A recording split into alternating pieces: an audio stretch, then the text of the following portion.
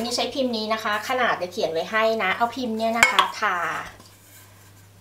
ทาเนยค่ะเนยละลายให้ทั่ววันนี้มีนาจะใช้แผ่นแป้งนี่นะคะแผ่นแป้งทำบลักกาว่าตัวนี้ใช้ประมาณ5แผ่น4-5ใช้5แผ่นนะคะที่เหลือเนี่ยเราเก็บยังไงเก็บห้ามโดนลมเลยค่ะเก็บใส่ถุงเอาเข้าตู้เย็นเราก็จะมีถุงหรือไม่ก็ใส่ถุงพลาสติกหรือถุงกับแก๊บอะไรก็ได้แต่ว่าห้ามโดนลมเด็ดขาดตัวนี้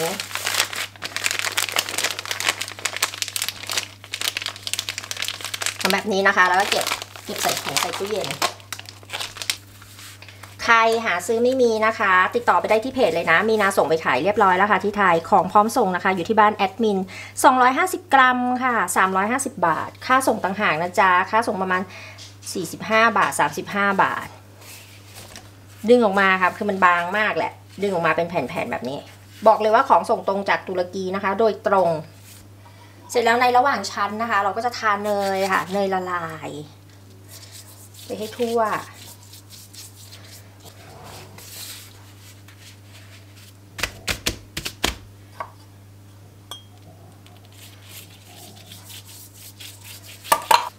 ทำทั้งหมด5ชั้นนะคะ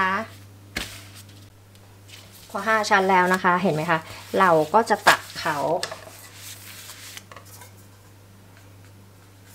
เอาพิมพ์มาวางนะคะตัดให้มันเยอะกว่าพิมพ์หน่อยนึงก็กดลงไปแบบนี้ให้แบบ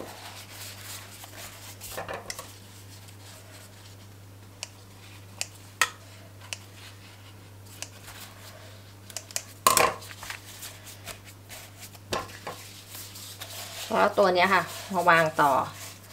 ตัวนี้จะอร่อยค่ะเปลือกจะกรอบๆ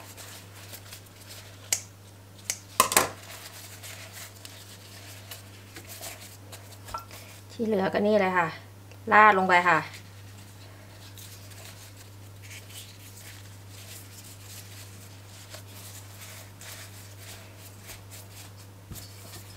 แค่นี้เองเราก็จะเอาตัวนี้ค่ะไปอบก่อนก็คือเอาทาค่ะเอาเนยเนี่ยทา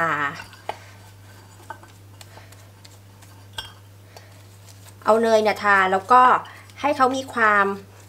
เหลืองก่อนงั้นมีนาจะเอาตัวนี้ไปอบค่ะไฟประมาณ150 160ก็ได้170ก็ได้คือมันอยู่ที่ว่าเราอยากอบนานขนาดไหนมีนาอบประมาณ170องศานะไฟบนล่างไม่เปิดพัดลมนะคะเดี๋ยวเอาไปอบเอาให้แค่เขาเหลืองตัวนี้นะคะมีนาอบออกมาแล้วนะคะก็คือเราไม่ต้องกะเวลาเอาแค่ตรงนี้ค่ะสีให้เขาแบบว่าเป็นสีแบบนี้อบประมาณ 10-15 นาทีเท่านั้นเองแล้วก็เอาออกมาเลยค่ะพักบนตะแกรงให้เขาเย็นตัวลงถ้าไม่อย่างนั้นน่ะตรงก้นขนมเนี่ยเขาจะนุ่มนะคะประมาณนี้แต่ว่าถ้าใครมีไฟบนไฟล่างสามารถแยกปิดได้นะก็ปิดไฟบนค่ะเปิดไฟล่างต่อนะคะเผาตรงเนี้ยให้เขาเหลืองสักหน่อยก็จะดีแต่มีนาเอาแค่นี้ค่ะตัวนี้มีนาใช้วิปปิ้งครีมนะคะ150 กรัมแล้วก็จะตีใส่น้ำตาลลงไปนิดนึง1 ช้อนโต๊ะตีวิปปิ้งครีมให้ขึ้นนะคะ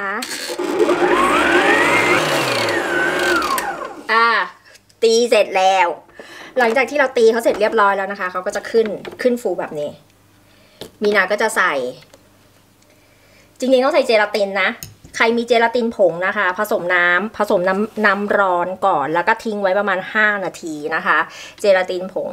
เสร็จแล้วใส่น้ำร้อนไปนิดเดียวแหละให้เขาละลายทิ้งไว้5 นาทีให้เขาอืดตัวอะไรอย่างเงี้ยแล้วค่อยใส่ลงไปในนี้แต่ถ้าไม่มีเจลาตินวันนี้มีนาทำไม่ใส่เจลาตินนะโยเกิร์ตรสอะไรก็ได้นี่โยเกิร์ตที่กินเหลือรสลูกพีชกับรสส้มค่ะมีนาชอบมากอร่อยมาก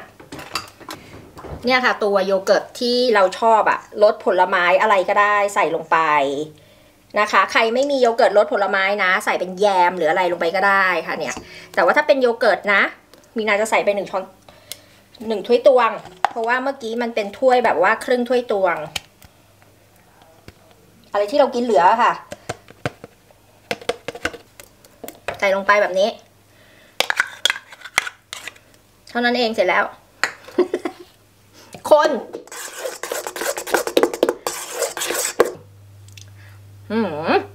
อร่อยสุดตัวนี้ต้องทำนะไม่ทำนี่ถือว่าพลาดเลยนะอร่อยเลิศมีนาจะบอกว่าตัวเนี้ยนะคะเราอบไว้ได้แล้วเราก็ใส่ถุงอะแช่ตู้เย็นเอาไว้พอจะเสิร์ฟเมื่อไหร่เหมือนกับว่าจะมีแขกมาฉันจะมีแขกมาฉันต้องทำเมนูเลิศๆค่อยเอาครีมมาใส่แล้วเสิร์ฟเขาก็จะกรอบเหมือนเดิมถึงเย็นตัวแล้วก็กรอบแต่ว่าถ้าเราใส่ตัวหน้าอะไรของเขาแล้วที่มันมีความฉ่ำมีความแฉะมีความเป็นแบบเป็นน้ำอ่ะคืออันนั้นต้องทานเลยแป้งฟิลโลนะคะไม่ได้มาขายแต่ว่ามี FC ขอซื้อมาแล้วส่งไปเกินอยากได้เดี๋ยวค่อยอินบ็อกซ์ไปที่เพจนะเนี่ยอะเสร็จแล้วจ้า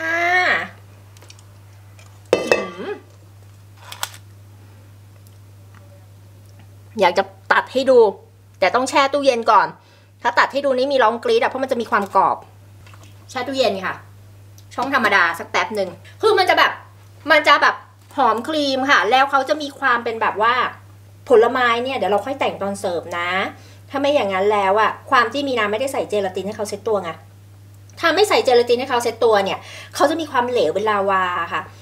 ผลไม้เนี่ยถ้าเราตักแล้วเราค่อยเสิร์ฟหรือไม่ก็ก่อนที่เราจะเอาไปวางบนโต๊ะเราก็ค่อยแต่งผลไม้ลงไปแล้วก็เอาไปวางให้ดูเก๋ๆเก๋ไก่สไลเดอร์แช่ตู้เย็นออกมาแล้วนะคะพอมีนาจะเสิร์ฟไว้มีนาก็จะแต่งด้วยผลไม้ค่ะผลไม้สดหรือผลไม้กระป๋องก็ได้ตัวนี้เป็นส้มคือใครใช้โยเกิร์ตอะไรก็ตกแต่งแบบนั้นแต่มีนาไม่มีละมีนามีแค่นี้ก็เอาแค่นี้ค่ะทับทิมค่ะอยากให้มันแบบว่ามีสี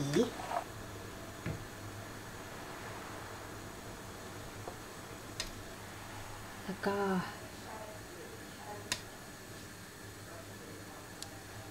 ค่ะเป็นไงสีสันสวยงามน่าทาน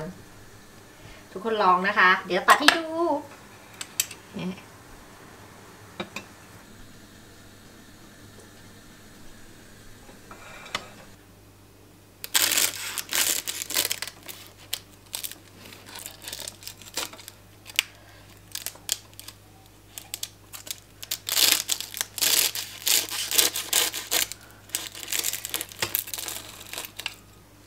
ตัวนี้จะไหลเป็นลาวานะคะมีนาบอกไว้ก่อนล่วงหน้าแล้วนะเนี่ย